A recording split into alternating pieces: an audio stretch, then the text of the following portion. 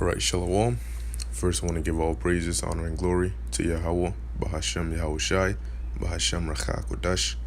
Double honors to the apostles of Great Millstone, and peace and blessings to the elect. Well, we have it. All right, it says here, Dow Jones tanks 700 plus points as Trump trades barbs with Beijing and the Federal Reserve.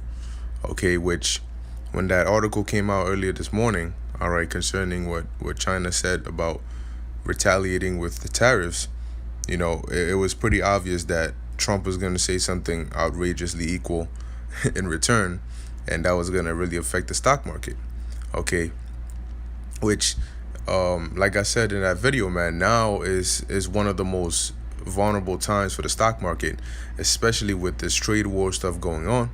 All right, people already in fears of a recession, and this is only gonna push it over that little limit. Okay, now mind you, Trump is not only coming at China, but now he's basically trying to turn the Federal Reserve into an enemy. All right, but let's read here what it says in this article. So it says the Dow Jones saw a steep drop of 700 points following a threat from Beijing to slap new tariffs on billions of dollars in American goods, and a harsh response from U.S. President Donald Trump amid an ongoing trade dispute. Now, Trump did say that companies should start looking for alternatives other than China. Okay, now mind you, this is based on the threat. All right, them coming out and saying this is what they're gonna do. Okay, but what happens, or wait till they actually start doing it? Okay, then you're really gonna see a drop in that market, man. Okay, it says the precipitous fall in the Dow on Friday came after China unveiled its response to Washington's latest tariffs, vowing to impose penalties on $75 billion in American products. President Trump responded in a volley of tweets slamming Beijing for underhanded trade practices and threatening to cut off all business ties with the country, sending markets further into panic. Okay, so now let's say this does go on, all right, and then it does get intensified. Okay, getting closer and closer to the end of the year. Okay, how bad of a toll do you think that's gonna take on the stock market? It says, we don't need China, and frankly would be far better off without them, the president tweeted, adding that America's firms could start looking for an alternative to China. Whoa.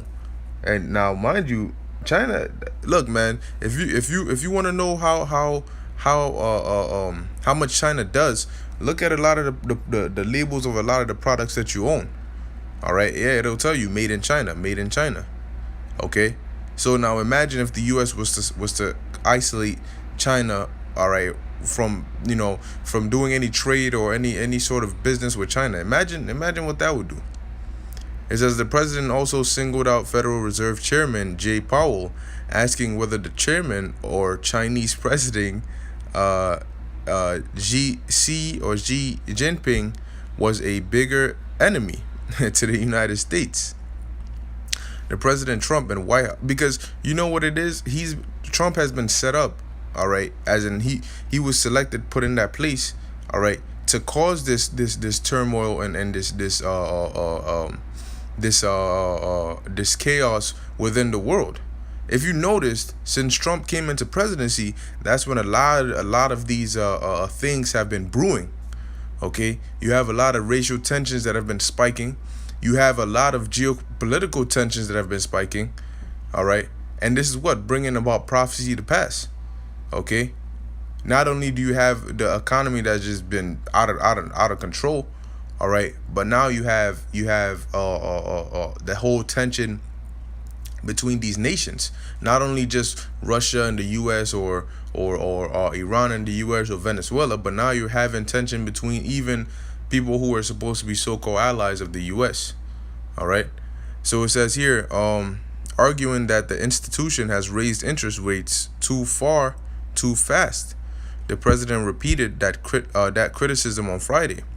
During times of recession, the Federal Reserve lowers interest rates to encourage borrowing and stimulate economic activity. However, holding too low risks the creation of a bubble of unsustainable growth. Okay, so if you notice, yeah, they did lower the interest rates because even they know that, look, man, things looking real bad. Now we're not gonna come out and tell you how bad exactly it's looking, but it's so bad to the point where we can't hide it anymore. Okay, we can sell you fables, but if they come out and tell you the economy is good, the economy is good, but you're seeing the numbers and the data dropping, you know, you people are not dumb to that point. All right, well, at least some investors.